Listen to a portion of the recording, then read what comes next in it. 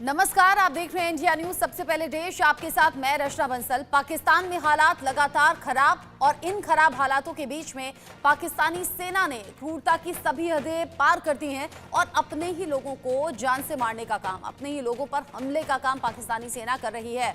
खबर कहां से है, क्या अपडेट है, ये पूरा अपडेट आप आधे घंटे में जानेंगे। खैबर पख्तूनवा में पाकिस्तानी सेना ने ड्रोन अटैक किया है। पाकिस्तानी सेना ने टीटीपी के ठिकानों पर यह अटैक किया। टीटीपी के ठिकानों की आड़ में आम लोगों पर हमले की खबर है।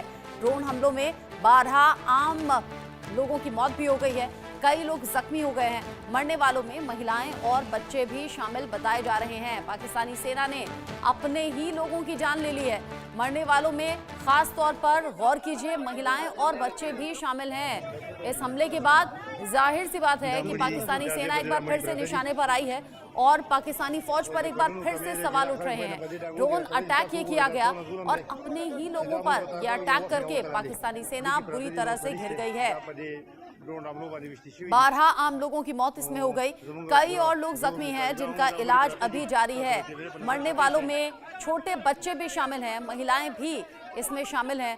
मरने वालों का आंकड़ा बढ़ भी सकता है क्योंकि बहुत से लोग जख्मी हालत में अभी भी इलाज अपना करवा रहे हैं। पाकिस्तानी सेना ने बम बरसाए हैं। अफगानिस्तान के पास का बॉर्डर एरिया ये बताया जा रहा है। खैबर पख्तूनवा में ड्रोन से यह अटैक किया गया। पाकिस्तानी फौज ने ड्रोन से बम बरसाए हैं। ऐसे में रमजान के इस महीने में ये हमला बहुत ज्यादा निंदनीय है और इस पर बहुत से सवाल पाकिस्तानी आवाम उठा रही है। सवाल ये भी कि टीटीपी जिसने कहा था कि ईद तक सीज फायर होगा, क्या सीज फायर का पालन वाकई हो पाएगा, या फिर क्या जिस तरीके से ये हालात अभी बने हुए हैं, इन हालात के बीच में क्या पलटवार टीटीपी करेगा?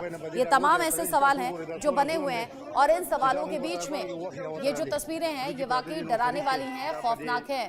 टीटीपी अब ये तय करेगा कि क्या सीज फायर तोड़कर इसका जवाब देना है, यानी कि क्या इस हमले का जवाब देना है, या फिर जिस तरीके से अलग अलग वक्त पर संगठन उठते रहे हैं पाकिस्तानी फौज के खिलाफ, क्या आम लोगों के जरिए भी इसका जवाब देने की कोशिश होगी? क्या जो तस्वीरें हैं वो बता रही हैं कि कैसे पाकिस्तानी फौज ने आम लोगों को निशाने पर लिया और आम लोगों पर हमला किया। इस हमले की कई तस्वीरें अलग अलग तरीके से वायरल हैं और इस हमले में बड़ी संख्या में लोग मारे गए हैं। 13 लोगों के अब तक मारे जाने की खबर है। पाकिस्तानी सेना की क्रूरता की कई तस्वीरें अलग अलग तरीके से सामने आई हैं और पाकिस्तानी फौज की ये क्रूरता, जिसमें टीटीपी की आड़ में अपने नागरिकों पर अटैक पाकिस्तानी फौज ने किया है। अपने ही नागरिकों को ड्रोन से निशाना बनाया है। तालिबान के ठिकानों को निशाना बनाकर 3 एक के बाद एक ड्रोन हमले किए गए। खैबर पख्तूनवा में ड्रोन हमलों से 13 लोगों की मौत हो गई है। पाकिस्तानी सेना के हमले में कई आम लोग बुरी तरह से जख्मी भी हो गए हैं। मरने वालों में महिलाएं भी शामिल हैं, बच्चे भी शामिल हैं और इसके बाद अलग अलग तरीके से जो तस्वीरें सामने आ रही हैं बता रही हैं कि पाकिस्तान में हालात क्या हैं। पाकिस्तानी सेना ने ड्रोन से अटैक किया, एक के बाद एक 3 अटैक हुए और इन अटैक में अब तक कुल मिलाकर 13 जाने गई हैं, महिलाएं और बच्चों के समेत। सवाल ये कि क्या अब टीटीपी की तरफ से पलटवार किया जाएगा? क्या जिस तरीके से सीज फायर की बात कही जा रही थी, क्या सीज फायर तोड़ दिया जाएगा? पाकिस्तानी आवाम पर जो ये हमला हुआ है, क्या पाकिस्तानी आवाम की तरफ से इस पर किसी भी तरीके से कोई पलटवार किया जाएगा? क्या हालात और ज्यादा भीषण और ज्यादा भयावह, डरावने पाकिस्तान में होते हुए नजर आ रहे हैं। इन हमलों के बाद इसी तरह की कुछ सुगबुगाहट पाकिस्तान में है। मेरे साथ इस पर बात करने के लिए group captain retired U K Devnath sir जुड़ गए हैं डिफेंस एक्सपर्ट के तौर पर। मेरे साथ में सीधे पाकिस्तान से जुड़े हुए हैं पाकिस्तानी पत्रकार हुसैन जावेद जी भी। आप दोनों का इंडिया न्यूज़ पर स्वागत। सबसे पहले हुसैन जावेद जी, मैं आपसे सवाल करना चाहूँगी, ये जो तस्वीर हम देख रहे हैं, यहाँ वहाँ लोगों की लाशें बिखरी पड़ी हैं, कैसे पाकिस्तानी फौज ने अपने ही लोगों पर निशाना बनाकर ये हमला कर दिया? रचना जी, सबसे पहले आपका बहुत शुक्रिया कि आपने मुझे इनवाइट किया। देखें, ये जो वाकया हुआ है, कल एक स्ट्राइक हुई है और ये कोहाट का इलाका है, उस मर्दान का इलाका, सॉरी, केपीके के अंदर। तो वहाँ पे एक ऐसी जगह जो थोड़ी सी फॉर फ्लंग है जिसको काटलिंग कहते हैं। यहाँ की इंटेल जो थी, हमें इस तरह से जो हमारी अफवाज है उनको इंफॉर्मेशन मिली कि यहाँ पर आतंकवादी टीटीपी के जो लोग हैं वो छुपे हुए हैं। तो उस बुनियाद के ऊपर उन पर अटैक किया गया और जितने भी यहाँ पर दहशतगर्द थे वो हलाक हो गए। अब उसके बाद इस तरह की चीजें आ रही हैं कि ये इसमें कोलेटरल डैमेज भी हुआ है। तो जहां तक इसमें हमारी फौज का वर्जन है, वो सिंपल है कि ये बहुत ही कैलकुलेटेड किस्म का मूव था और जब अटैक किया गया तो इस बात का ख्याल रखा गया था कि ऐसा ना हो। और अमूमन ये एक कॉमन प्रैक्टिस होती है कि जहां पर भी इनके हाइड आउट्स होते हैं, उनके जो उस इलाके के सहूलतकार होते हैं वो उनके आस पास ही होते हैं जो उनको फैसिलिटेट कर रहे होते हैं। तो इस तरह से अगर कुछ हो गया तो वो अलग बात है, लेकिन पूरी एहतियात इसमें बरती गई है। और जो टारगेट था कि हमने यहाँ पर टीटीपी पर एक कारी जर्ब लगानी है, वो कामयाब हो गया।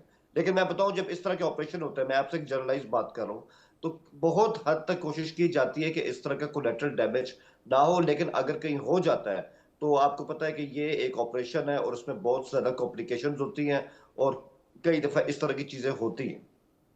आप कह रहे हैं कि सावधानी बरती गई होगी, सावधानी बरतने में भी 13 लोग मारे गए हैं। ये आम लोग हैं, महिलाएं और बच्चे भी हैं। क्या इस बात का कोई अफसोस या कोई दुख पाकिस्तानी फौज को, या मैं कहूंगी आपको भी है नहीं क्या? मुझे हर उस शख्स की जो है उसकी जब होती है मौत, जो कि इस मुल्क का फेथफुल है, इस मुल्क के कॉन्स्टिट्यूशन को मानता है, मासूम लोग हैं, उनकी डेथ पे हमेशा अफसोस होता है। लेकिन जो आतंकवादी हैं, उनकी जो डेथ होती है उन पर कोई अफसोस नहीं होता। और जैसा कि आपने कहा कि एक सीज फायर था और वो सीज फायर टूट गया और अब टीटीपी इस चीज को लेकर सामने आ रही है कि वो अपनी मर्जी का महाज खोलेगी। तो उन्होंने खुद ही एक यकतरफा सीज फायर कर लिया था हमारी तरफ से, यानी कि हमारी फौज की तरफ से स्टेट ऑफ वॉर है। और हमारी छुट्टी तो तभी होगी जब इनकी छुट्टी हो जाएगी, इनको बिल्कुल खदेड़ दिया जाएगा। यानी यहाँ आप कह रहे हैं पाकिस्तानी फौज की तरफ से वो सीज फायर नहीं था, ये एक तरफा सीज फायर था टीटीपी की तरफ से।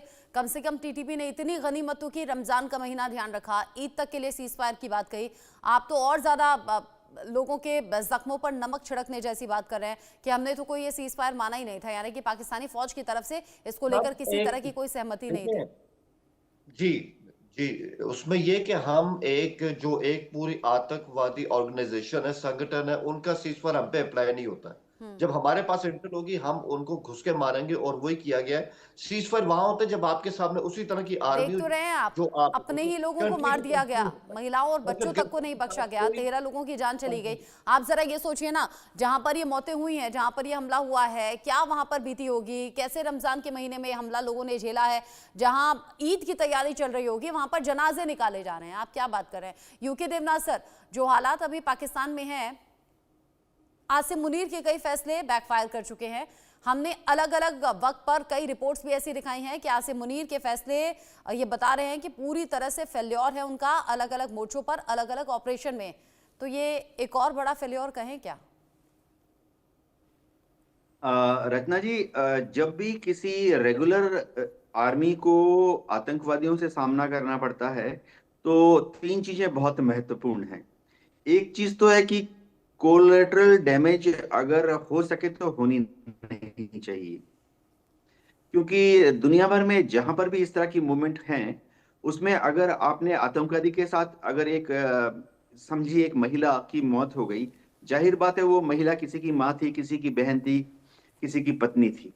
होता यह है, मिलिट्री साइकोलॉजिस्ट का जो आकलन है कि अगर एक महिला की मौत हुई है तो आप कम से कम तीन तीन लोगों को तैयार कर रहे हो उसके बाद, जो कि इस घटना को नहीं भूलेंगे। एक तो उस महिला का जो बेटा है वो इसको अपनी जिंदगी में नहीं भूलेगा और हमेशा हमेशा के लिए आपने एक दुश्मन तैयार कर लिया है। इस तरह से उस महिला का अगर पति है, उसका अगर पिता है, भाई है, वो भी कभी इसको नहीं भूलेंगे और वह भी हमेशा हमेशा के लिए स्टेट के, यानी जो भी गवर्नमेंट है, कोई भी मुल्क, स्टेट के दुश्मन बन जाएंगे।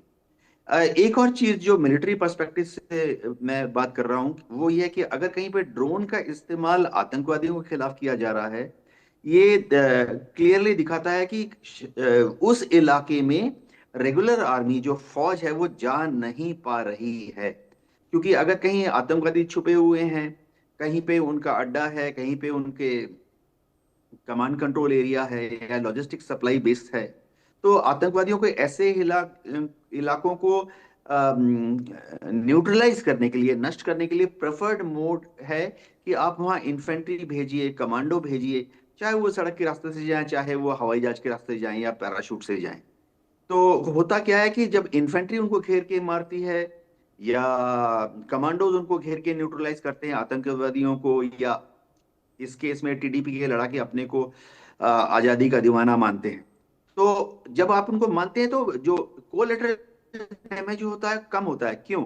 वो इसलिए होता है कि इन्फेंट्री के हाथ में जो वेपन्स होते हैं, बंदूकें होती हैं या मशीन गन होती हैं, उसकी फायर पावर ऐसी होती है कि आप एक एक दुश्मन को चुन चुन के मार सकते हैं। लेकिन जब आप ड्रोन का इस्तेमाल करते हैं तो ड्रोन जो है वो इधर उसका वॉरहेड इस कमरे में, उस कमरे में, टारगेट के इस झोपड़ी में, टारगेट के उस झोपड़ी में फट सकता है। तो दो चीज तो क्लियरली दिखा रहा है कि वहां पर ड्रोन का इस्तेमाल मतलब हम्म। पाकिस्तान की वहां नहीं जा पा रही है, हाँ। वहां पर टीटीआर का है, उन्होंने जमीन पर अपना दबदबा, अपनी बढ़त बनाई हुई है। दूसरी चीज है कि जरूरत से ज्यादा फायर पावर का इस्तेमाल। मैं थोड़ा हिस्टोरी में ले जाता हूं। जैसे पाकिस्तान की यूके देवनाथ सर, यूके देवनाथ सर, पहले भी थोड़ा सा ऑडियो में प्रॉब्लम जाहिर है, बात है पाकिस्तान की थोड़ा सा आपकी आवाज कट कर आ रही है। हम देखते हैं, शायद कोई नेटवर्क इशू है, ये ठीक कराएं। उससे पहले एक बड़ा अपडेट भी दर्शकों को दे दें। ड्रोन हमले के खिलाफ इमरान खान की पार्टी अब खुलकर सामने आ गई है। खैबर पख्तूनवा के सीएम अली अमीन ने कहा है कि आम नागरिकों पर हमला बेहद निंदनीय है और दुखद है। आम नागरिकों को क्यों मार रही है शहबाज सरकार? अली अमीन के मंत्री अमजद अली ने भी पीड़ितों से जाकर मुलाकात की है। मृतकों के परिवार को राहत और मुआवजा देने की बात भी सामने आ रही है। ऐसा अक्सर आपने देखा होगा, अगर सरकार की कोई भी खामी या कोई भी गलती होती है तो यहाँ विपक्षी पार्टियों को बोलने का मौका भी मिल जाता है, और यहाँ इमरान खान की पार्टी जो कि बैठी ही इस फिराक में है। आप 4 तस्वीरें अलग अलग देख लीजिए। बलूचिस्तान में लगातार टकराव बढ़ रहा है, कह सकते हैं कि गदर की स्थिति है। खैबर पख्तूनवा में कोहराम इस हमले के बाद और ज्यादा देखा गया। पीओके में घमासान की स्थिति है ही, वहां संग्राम छिड़ा हुआ है, वहां भी आंदोलन अलग अलग वक्त पर उठते रहे हैं। ऐसे में राजनीतिक उथल पुथल पाकिस्तान में एक बार फिर से नजर आ रही है। चौतरफा घिर गई है शहबाज सरकार, और ऐसे में शहबाज सरकार के फैसलों पर भी बहुत से सवाल उठ रहे हैं। सवाल ये कि आखिर पाकिस्तानी फौज को इंस्ट्रक्शंस कौन दे रहा है? क्या ये शहबाज शरीफ के कहने पर हो रहा है, या फिर क्या इसके पीछे आसिम मुनीर हैं? और अगर ऐसा किया जा रहा है तो क्या उसके नतीजों पर गौर नहीं किया जा रहा? क्या उस पर बात नहीं की जा रही है? हुसैन जावेद जी, अगर इस तरीके से हमले होते हैं, इमरान खान की पार्टी को तो बैठे बिठाए आपने मौका दे दिया, लेकिन जो बात अभी यूके देवनाथ सर कर रहे थे कि जहां जिसकी मां मरी है उसका बेटा आपके लिए हमेशा हमेशा का दुश्मन हो गया, जिसका बेटा मरा है उसके घर वाले, जो बाकी लोग हैं, वो सरकार के और सेना के प्रति कैसा नजरिया रखेंगे, अंदाजा आप लगा सकते हैं। तो अपनी ही आवाम को दुश्मन क्यों बनाना?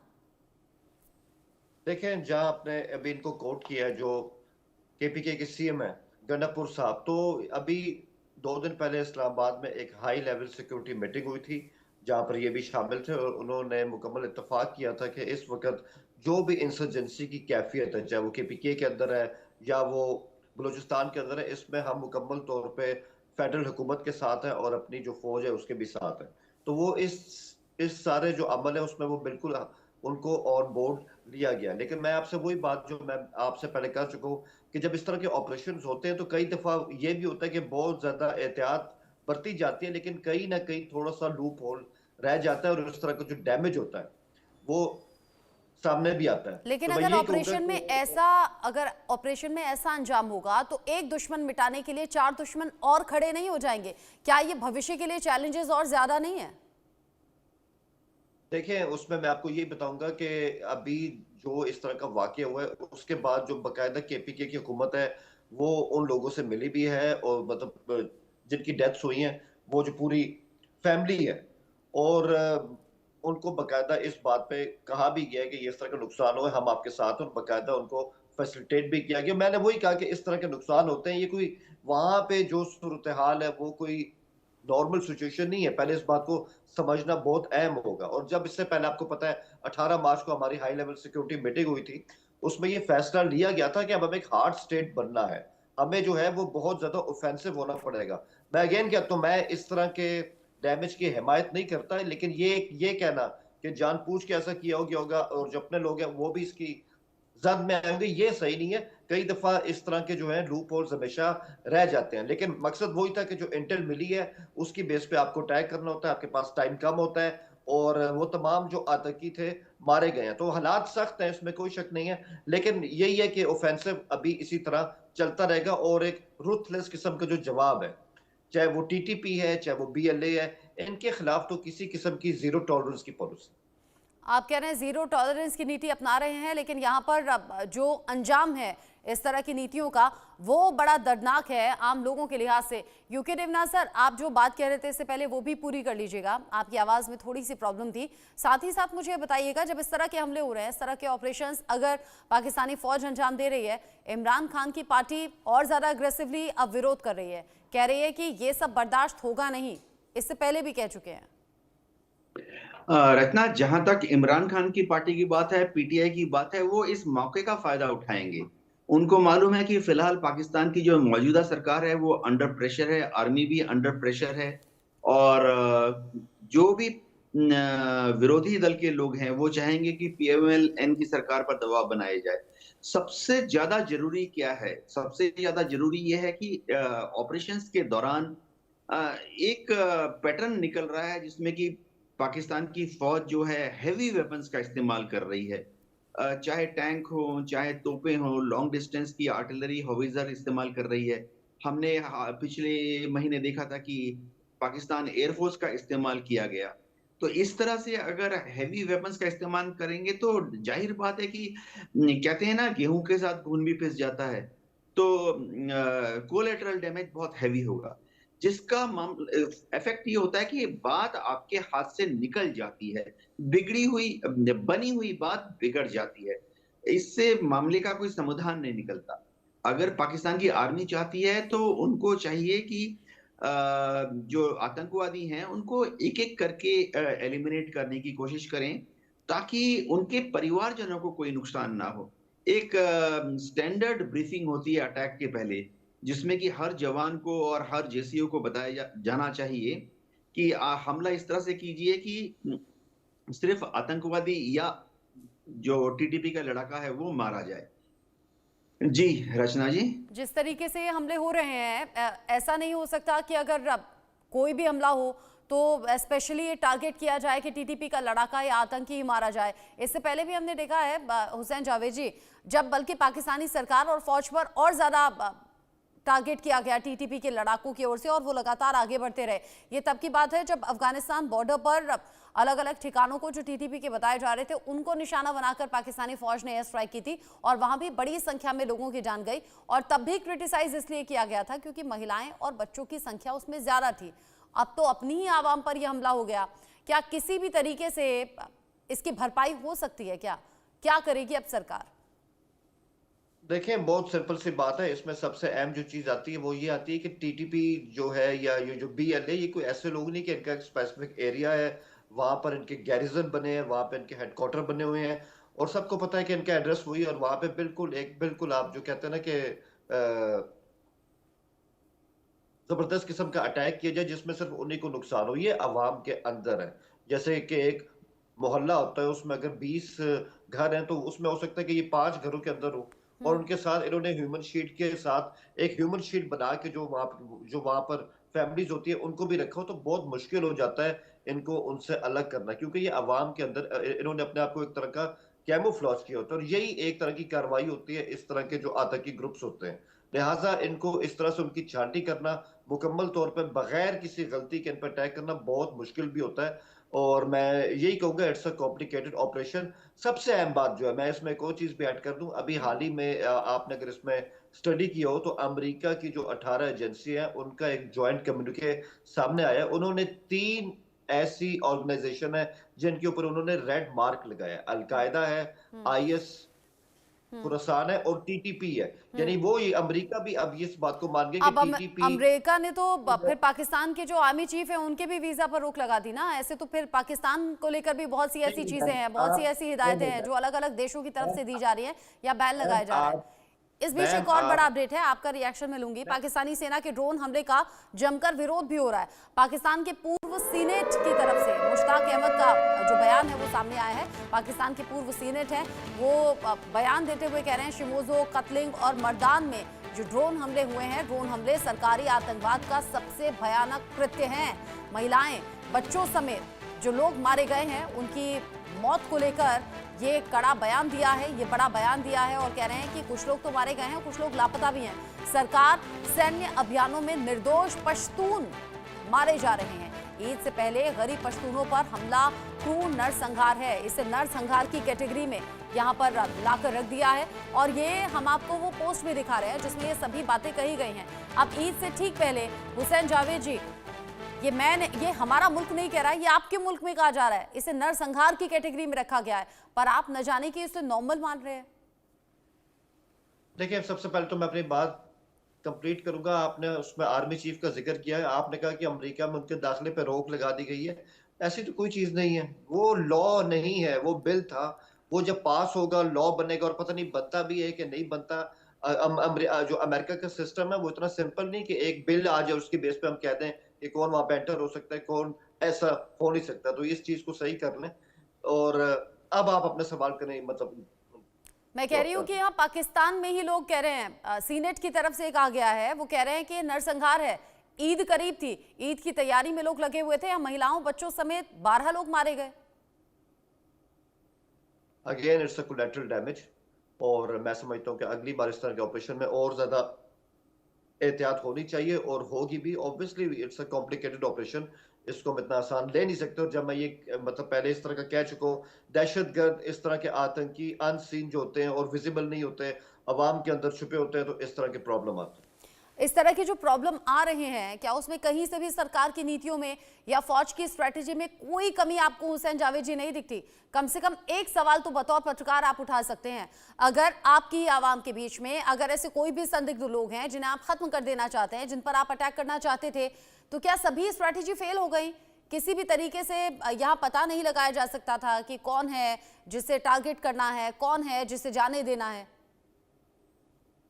मैम, असल में स्ट्रेटजीज के भी फेजेस होते हैं। कई जगह आप अभी जैसे ऊपर सर ने भी कहा कि कई जगह आप जो आपकी फोर्सेस होती हैं उनको आप दू बदू दहशतगर्दों के पीछे भेज देते हैं और फिर आपस में फेस टू फेस उनका एनकाउंटर होता है। और कई जगह अब जारी बात है, टेक्निक्स चेंज होगी, आपके पास ड्रोन है, उससे आप जो है वो कम जो होता है अपने फौजियों को नुकसान नहीं होता और आपका जो मिशन होता है, जो आपका टारगेट होता है, उसको भी अचीव कर लेते हैं। तो ये डिपेंड करता है कि आपने कौन सी स्ट्रेटजी को अपनाना है। और मैंने पहले ही कहा, अब ये फैसला हो चुका है कि ऑफेंसिव किस्म की जो पॉलिसी है उसको अपनाया जाएगा और वो अपनाई गई है। लेकिन वही बात है, कोलैटरल डैमेज होते हैं और ये पाकिस्तान में नहीं होते हैं। इस तरह की बहुत सी चीजें हुई हैं, इंडिया में हुई हैं, अमेरिका में हुई हैं, वियतनाम में हुई हैं।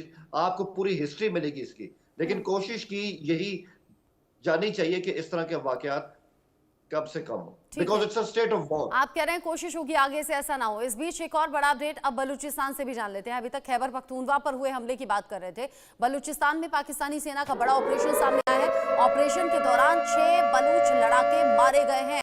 बलूचिस्तान के कलात जिले में मारे गए हैं ये लड़ाके। बलूचिस्तान में इंटेलिजेंस बेस्ड ऑपरेशन जारी है और ऐसे में पाकिस्तानी सेना की मीडिया शाखा ने कहा है कि आतंकवादियों के स्थान पर प्रभावी ढंग से हमला हुआ है, यानी कि बड़ा हमला है। भीषण गोलीबारी के बाद में 6 आतंकवादियों को सफलतापूर्वक मार गिराया गया है, ये दावा किया गया है। बलूचिस्तान के कलात जिले में ये मारे गए हैं लड़ाके और अब ऐसे में इस हमले को लेकर, इस अटैक को लेकर अलग अलग तरीके के इनपुट्स भी सामने आ रहे हैं। पाकिस्तानी सेना ने बलूचिस्तान में ये बड़ा ऑपरेशन अंजाम दिया है। 6 बलूच लड़ाके मारे गए हैं। यूके देवनाथ सर, जो बलूचिस्तान में जो हालात अभी बने हुए हैं उसमें अगर सेना ने ये बड़ा ऑपरेशन चला दिया और 6 बलूच लड़ाके मारे गए हैं, क्या आपको लगता नहीं टकराव और ज्यादा बढ़ जाएगा? जो हम बात कर रहे थे इमोशंस की, ये बड़ा सेंसिटिव टाइम, रमजान का, ईद बहुत नजदीक, और ऐसे में ये घटना घटी। रत्ना जी, किसी भी काउंटर इंसर्जेंसी ऑपरेशन में दिल का बहुत इंपॉर्टेंट स्थान होता है। अगर चाहे दुश्मन भी हो, त्योहार के मौके पर अगर आप दुश्मन के साथ बात करके 2 दिन के लिए युद्धबंदी कर लें, एक अंडरस्टैंडिंग हो जाती है कि चलो रमजान अप्रैल के 2 तारीख तक ना आप हम पर फायर कीजिए, ना हम आप पर फायर करेंगे, इसका ये एक तरह का मरहम काम करता है। हाँ। दुश्मन जो टेररिस्ट होते हैं, देखिए मैं अपने एक्सपीरियंस से बताता हूँ, हमें हमेशा कहा जाता था कि भारत के अंदर जितनी भी ऐसी गतिविधियां होती हैं वो आपके दुश्मन नहीं हैं, वो भारत के सिटीजन हैं। तो फायर खोलने के पहले हमेशा सोचना कि आप इंडियन सिटीजन पर फायर खोल रहे हैं। तो हर बार जब सेना की टुकड़ियों को इंटरनल सिक्योरिटी या पीस कीपिंग फोर्स का इस्तेमाल किया जाता है, नॉर्थ ईस्ट में हमें अक्सर करना पड़ता है, नक्सल मूवमेंट में अक्सर करना पड़ता है। ब्रीफिंग में यही कहा जाता है कि जहां आप जिस गांव को घेर रहे हैं, कॉर्डन एंड सर्च कर रहे हैं, कृपया सारे जवान और जेसीओ साहिबान ध्यान रखें कि वो आप ही के मुल्क के लोग हैं, वो दुश्मन मुल्क के लोग नहीं हैं। हाँ। तो कार्रवाई के दौरान आप कॉर्डन एंड सर्च करेंगे तो यानी एहतियात अगर बढ़ता जाता तो शायद ऐसा ना होता।